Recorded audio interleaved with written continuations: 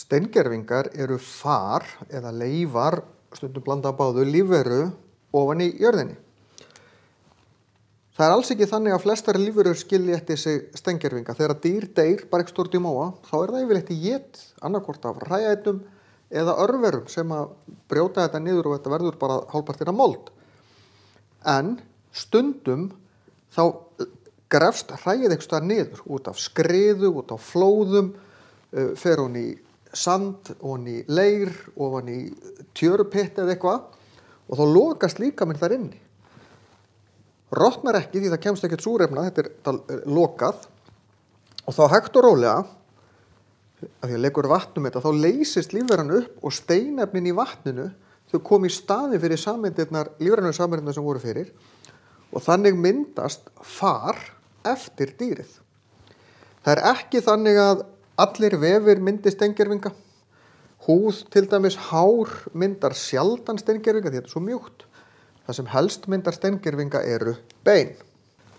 Ef við gröfum okkur niður í jörðina þá myndar jörðin jarðlög, það misjafnt hvað þau eru greinileg og sýnileg, en það alltaf elst neðst alla jafna, nema einhver jarðskorpuhreyfingar hafi snúið svo hvolf, það getur gerst, til dæmis í Fellingafjöllum. Og ef við gröfum okkur niður, þá kannski finnum við hérna fisk og þá þetta far eftir fiskin. Það tekur þúsundir ára, stundum milljónir ára, fyrir steingervinga að myndast, en það ekki þannig að bara allt í einu verði þetta steingervinga, þetta gerist hægt og rólega. Þetta sérstök fræðigrein að lesa í steingervingana því að við finnum sjaldnast heilu lífverurnar. Oft við að finna bara part, því að stundum rotnaði hluti en hluti grófst þarna niður. Alls konar ástæður fyrir því af hverju þetta svona eða hinsegin.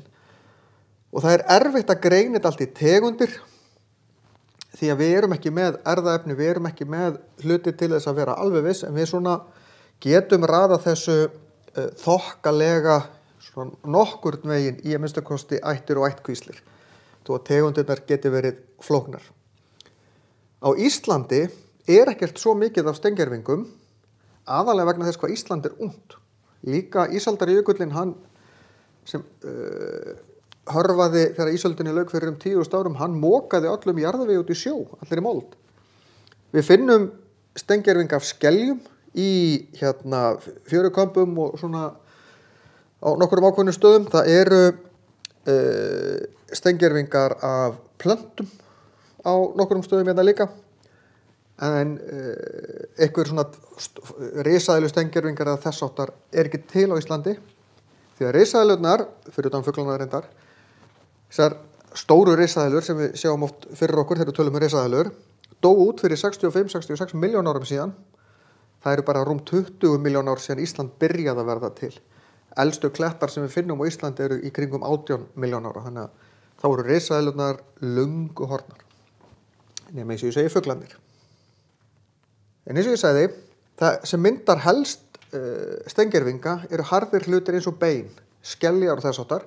Mýkri hlutir geta mynda steingervinga, það gerist bara ofboðslega sjaldan. Ef við förum mjög langt aftur í tíman, aftur fyrir Kambrium tímabilið, þá voru engin bein og engar skeljar til. Lífverurnar voru frekar litlar og einfaldar, en þá eru til steingervingar, en það þarf bara algjöra sérfræðinga til þess að sjá það, af því að þeir eru litlir og þeir ekki eins áberandi og eftir að skeljar og bein fóru að myndast sem gerðist eftir það. Steingervingar ekki bara fara eftir lífveruna sjálfa, heldur geta líka verið fótspor eða eitthvað sem að lífveran gerði. Þannig að með því að horfa í kringum okkur og vera svolítið færi að lesa í hvað við erum að sjá, þá getum við lesið ansi mikið af upplýsingum út úr steingervingum.